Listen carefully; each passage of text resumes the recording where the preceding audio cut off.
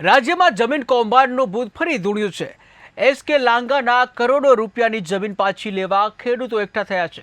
જ્યાં ખેડૂતોએ આ જમીન પરત મેળવવા માટે કોંગ્રેસનો સહારો લીધો છે, ત્યારે કોંગ્રેસના અમિત ચાવડાએ ન્યાય ના મળે તો આંદોલનનું બ્યુગલ ફૂંક્યું છે કે જ્યાં સાણંદ કડી હાઈવે પર આવેલ 7 ગામના ખેડૂતોની 60 લાખ ચોરસ મીટર જમીન, જેની બજાર કિંમત 20,000 કરોડ થાય છે, અને તેને લઈને ગ્રામસભાનું આયોજન કર્યું હતું। ત્યારે ગામના અને આસપાસના 7 ગામના લોકો એકઠા થયા હતા।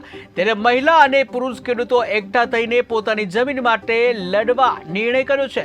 જ્યાં કોંગ્રેસ વિરોધ પક્ષના નેતા અમિત ચાવડા અને કોંગ્રેસ નેતાઓને પણ આ બેઠકમાં બોલાવવામાં આવ્યા હતા, જ્યાં કોંગ્રેસ નેતાઓને ગ્રામજનોએ પોતાની આપવીતી જણાવી હતી। ત્યારે કોંગ્રેસ નેતાઓ અને ખેડૂતો ખાનગી ક્લબો અને બાંધકામ સાઇટો પર પહોંચી પણ વિરોધ વ્યક્ત કર્યો હતો, અને જ્યાં ખેડૂતો પર બિલ્ડરો બંદૂક બતાવતા હોવાના આક્ષેપ કરવામાં આવે છે।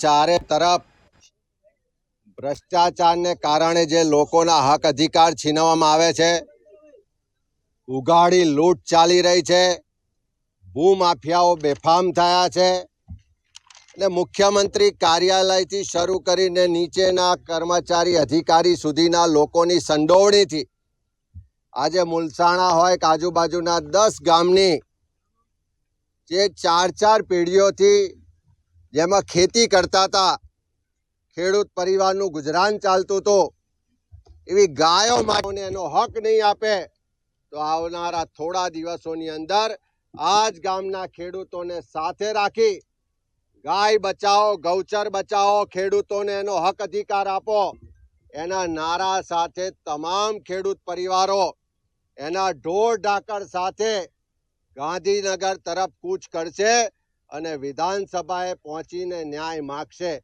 અમે સરકારને કહેવા માંગીએ છીએ કે બહુ થયું, હિન્દુત્વના નામે, ગાયના નામે, હિન્દુના નામે મત લીધા, સત્તા પર બેઠા। આ ખેતી કરતા હતા જ્યારે ભારત આઝાદ થયો ત્યારે ખેડિયાની જમીનનો કાયદો આવ્યો 1981માં ઇન્દિરા ગાંધીના વખતમાં, છતાં પણ આ ભૂમાફિયાઓ અને મળતિયાઓએ અમારા ગામની જમીન બળજબરીથી હથિયારધારી ગુંડાઓ લાવીને બિન પ્રાંતીય ગુંડાઓ લાવીને અમારા ઘોડા ગામ વાસીઓ, અભણ ગ્રામવાસીઓ પરથી અમને હડપ કરેલી છે।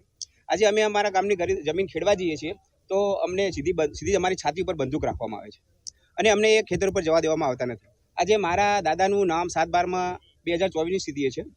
સર્વે સાહેબ, 7 ગામડાની પરિસ્થિતિ એવી છે કે અત્યારે એમને ખાવા લોટ નથી, અને આજુબાજુના જે બોપલ છે એવા અમદાવાદના એરિયામાં કચરા પોતા કરીને અમારી બહેનો દીકરીઓ આ ગુજરાન ચલાવી રહી છે। સાહેબ, કફોડી સ્થિતિ છે, જઈએ છીએ, કોને રજૂઆત કરીએ છીએ, કલેક્ટર સાહેબને 2 વખત આવેદન આપ્યું, સાહેબે છે કે ડસ્ટબિનમાં મૂક્યું કે ક્યાં મૂક્યું ખબર નથી। ત્યાર પછી અમે શ્રી નરેન્દ્રભાઈ મોદીએ સસ્વો પત્ર વ્યવહાર કર્યો, એનો પણ કોઈ વળતો રિવ્યૂ નથી। એક ધારું સતત બાંધકામ પર ચાલુ જ છે, કોઈની બસ કોઈની બીક જ ના હોય ને એમ સરકાર છે જ નહીં એવું આ ભૂમાફિયાઓને લાગી રહ્યું છે। શું બની રહ્યું અહીંયા કર્ણાવતી રહ્યો છો કે અહીંયા કર્ણાવતી